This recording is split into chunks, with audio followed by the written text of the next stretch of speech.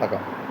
மகத்துவம் தரும் ஆடி மாதம் பொறக்க போகுது. இந்த ஆடி மாதம் என்ன மகத்துவம் அப்படின்னு பார்த்தீங்கன்னா, எனக்கு ஒரு சின்ன புரிதல் என்னன்னு பார்த்தீங்கன்னா, இந்த ஆடி மாதம் நிறைய விஷயங்கள் நமக்கு முன்னோர்கள்லாம் சொல்லிக் குடுத்துருக்காங்க. உதாரணத்துக்கு இந்த ஆடி தள்ளுபடி, அப்புறம் ஆடி அம்மன் கோயில்ல வெள்ளி, செவ்வாய் கோயில்ல திருவிழாக்கள் எல்லாமே பார்த்தீங்கன்னா, இந்த ஆடி மையமா வச்சே வரும். நம்ம சிவகாரியங்கள் பெருசா நடத்த மாட்டாங்க ஆடி மாசத்துல.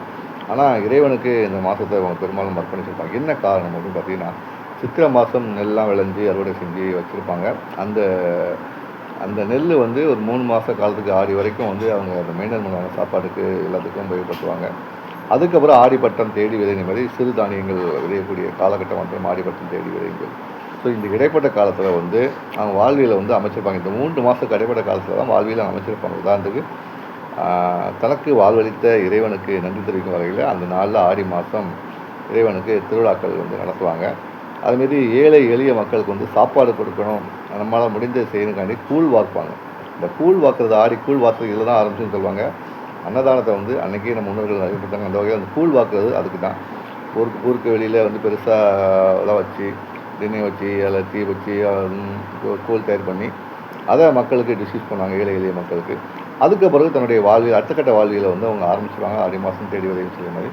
ஸோ இந்த திருவிழா காலங்களில் சொந்தங்கள் கூடும், இல்லாதவர்களுக்கு பரிசளிக்கிறது அப்படிங்கிற மாதிரி வச்சுருந்தாங்க. இன்னொரு விஷயம் ஏற்கனவே ஆடி தள்ளுபடி ஏன் அப்படி வச்சுன்னா, கடைகள் வச்சுருக்கவங்க பிஸ்னஸ் பண்ணுறவங்களுக்கு லாஸாக இருக்கும் இப்போ ஒரு வருஷத்தில்.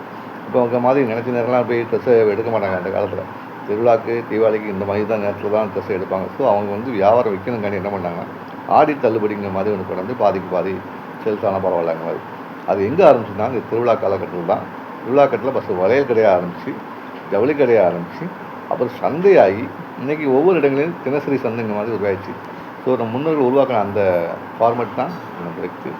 ஆனால் எல்லாமே மையமாச்சு பார்த்தீங்கன்னா ஆடி சொல்லக்கூடிய விஷயம் என்னென்னா அன்பு தான்.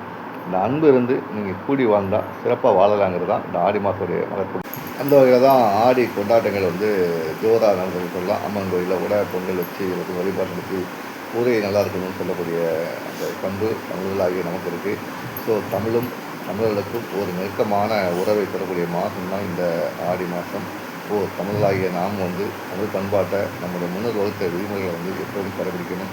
மதங்களை தாண்டி ஆடி மகத்துவத்தை புரிஞ்சுக்கிட்டு ஊர் பார்க்குறதும் சரி, மக்களுக்கு உதவுறதும் சரி, நம்ம வந்து எப்போதும் முன்னோடியாக இருக்கணும் தான் இந்த ஆடி மாதம் முன்னோடி விஷயமா இருக்குது. கடைபிடிப்போம், தமிழர் வாழ்வை மேம்படுத்துவோம்.